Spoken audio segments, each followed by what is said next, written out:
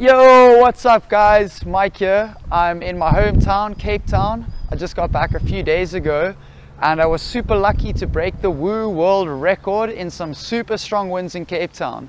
So this video is here to tell you a little bit about that jump and to give you some pointers on how to jump 33.9 meters.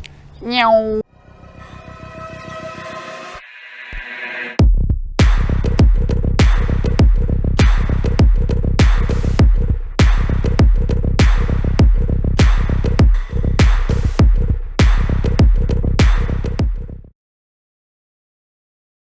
It was massive. I got pulled up immediately. My kite was directly above my head instead of being over to the side. And when I reached the apex, I steered the kite forward and I got pulled like super far downwind. I was really truly flying in this moment. And I just remember these two kites being down below me, like I can't remember what the one was, but I remember seeing a slingshot RPM and I was just thinking like, wow.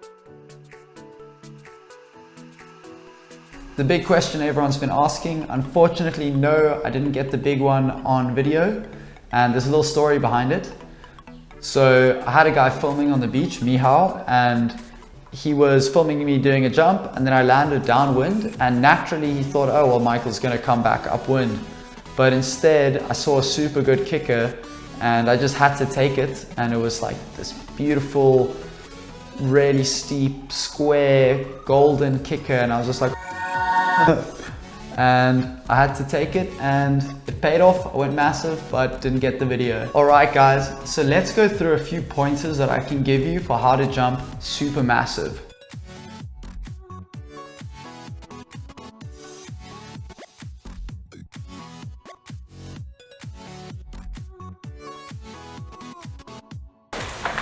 Mikey, what size are you taking? 7.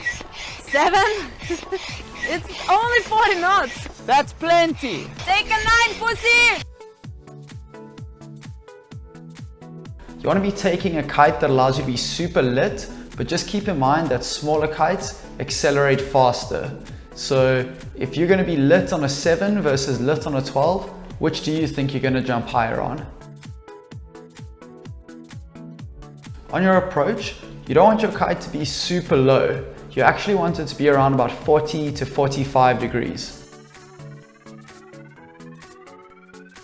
It's not just about racing at a kicker super fast. You actually want to be racing at a kicker with a lot of speed, but you need to be on edge. So you want to put that board in between you and the kite. And that's going to allow you to build up that tension in your lines that's going to yank you off the water. Rather than think of it as you ramping off of a kicker with speed, think about it as you edging into a kicker, and that kicker is going to allow you to hold your edge for longer, and that's going to allow you to build up more power in your kite, and that's going to pull you up faster.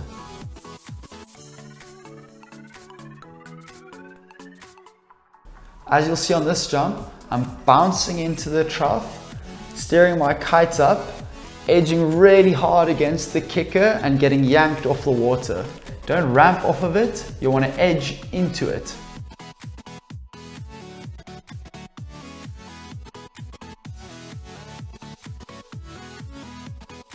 If you want to work on your big air game, then be sure to come to me for some coaching.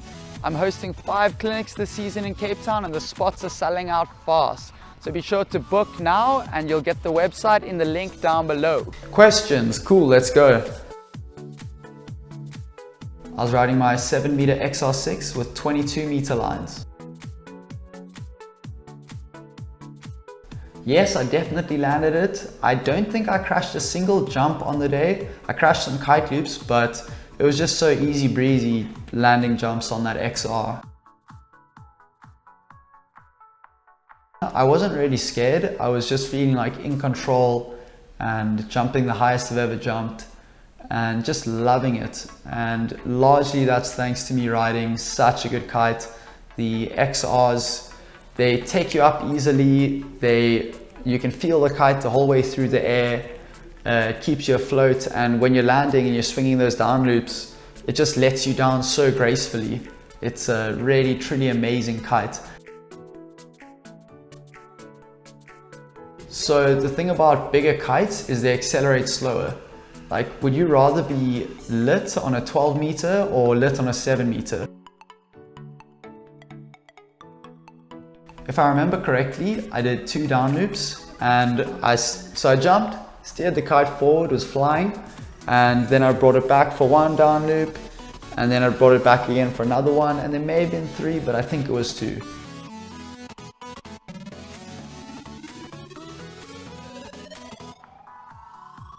So first off, hats off to the guys at Woo, and all the respect to you guys for making such an epic device that can measure our jump height.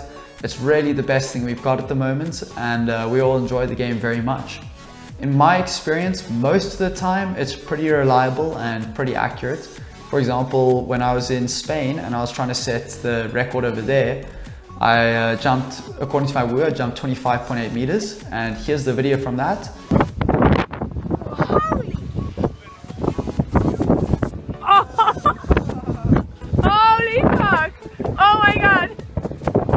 So you can tell me if this looks like it's around about 26 meters. When I came off the water and I downloaded that session, that's pretty much what I was expecting. So consistently, it's producing the jump heights that we would expect or predict. But there are times where it undermeasures, or it overmeasures, or it even misses jumps. All I can say is that I'm an experienced rider, and this time I believe it got it right. Woo is a game, and we all play it. It's the most accurate thing we've got. So most of us choose to play the game, even though it can be whack sometimes.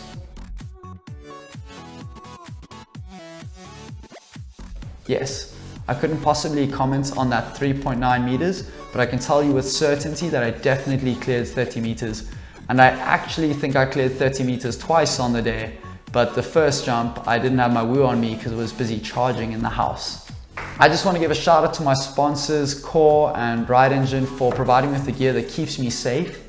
You know, when you're jumping these big heights, you've got to trust that your lines aren't going to snap, that your harness isn't going to break, that your spreader bar isn't going to detach from your body, and that your kite isn't going to tear in half. Because if anything goes wrong at these heights, you're truly fucked. So I'm riding gear that I can bet my life on, and I think that the companies that are making that happen deserve all the credit. So I hope you learned something there. My next video is going to be on mastering the heli loop. So if you guys got any questions for me, drop them in the comments below, and otherwise be sure to subscribe to catch my future how-to videos. Meow.